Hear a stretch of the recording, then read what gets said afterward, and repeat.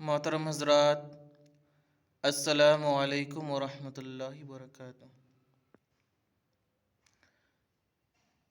कई बार आपने उलमा से सुना होगा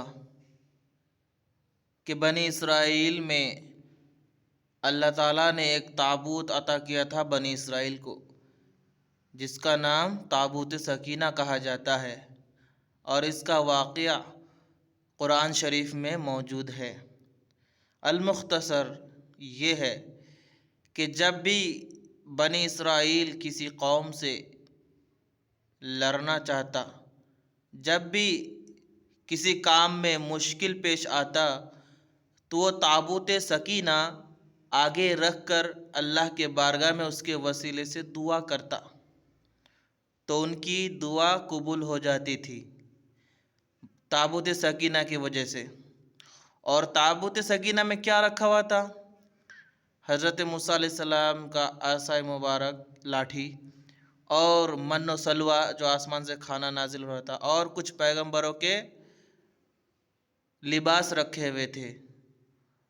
तो वो उन तबरुकात के ज़रिए अल्लाह ताला बनी इसराइल की दुआ कबूल फरमाता।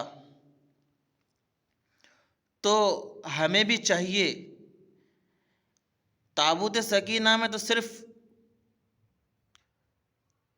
अंबिया इकराम के तबरुकात थे, लेकिन हमें अल्लाह के नबी ने जो कुरान दिया, अल्लाह के नबी पर अल्लाह ताला ने जो कुरान नाजिल किया, अल्लाह ताला फरमाता है कि इसमें हर चीज़ का बयान है, इसमें हर चीज़ का बयान है तफसील से, तुम्हें गौर करना पड़ेगा। तो हमें और आपको चाहिए कि जिस कुरान में हर चीज़ का बयान है उसको पढ़कर और वो आगे रख कर अल्लाह के बारगाह में दुआ किया जाए, तो मेरा ईमान ये कहता है यकीनन वो दुआ कबूल होगी, क्योंकि ये कलाम कोई और कलाम नहीं, ये अल्लाह का कलाम है।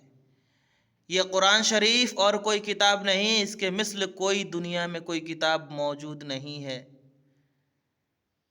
दुनिया की किताबों में हेर फेर हो सकता है, ज़बर ज़ेर पेश की गलती हो सकता है, लेकिन ये वो कलाम है जिसकी ज़िम्मेदारी हिफाजत की अल्लाह ने ख़ुद उठाई है कि हम इसको नाजिल करने वाले हैं और हम ही इसकी हिफाजत करने वाले हैं। तो आपसे गुजारिश है कि वो बनी इसराइल जो ताबूत सकीना आगे रख कर दुआ करते थे, अल्लाह उनकी दुआ कबूल करते थे, तो हमें और आपको भी चाहिए कि हम कुरान शरीफ के कुछ वर्क को पढ़कर, कुछ सूरत को याद करके, तिलावत करके अल्लाह के बारगाह में दुआ करें, तो ज़रूर हमारी दुआ कबूल होगी। लेकिन हम ऐसा करने वाले कहाँ हैं? हम मौलवी साहब से दुआ करवाएंगे, हम हाफिज़ साहब से दुआ करवाएंगे? हमें कुरान नहीं पढ़ाना, हमें पढ़वाना है।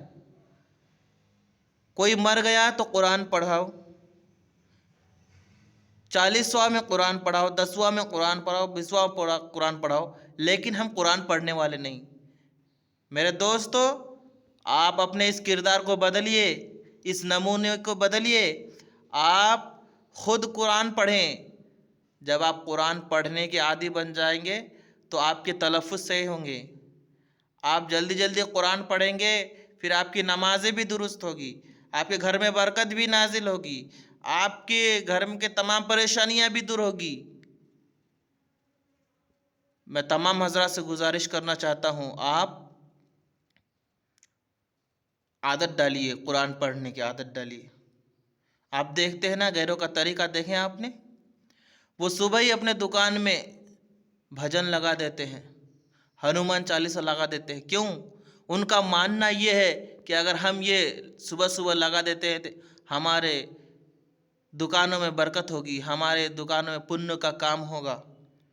तो वो काम तो हमारा सबसे पहले हक़ है कि हम अपने घरों में फजर की नमाज़ पढ़ने के बाद घरों में जाकर बुलंद आवाज़ से सूरह रहमान की तिलावत करें, सूरह यासीन की तिलावत करें। मैं कहता हूँ, जिस दिन से आप सूरह रहमान और सूरह यासीन की फजर के बाद तिलावत करना शुरू कर देंगे, तो आपके घर में से बलाई दूर हो जाएगी, आपके घर में बरकतें नाजिल होगी, आपके घर में झगड़े फसाद नहीं होंगे। मोहतरम हज़रात, अपने तरीक़ाकार को बदलें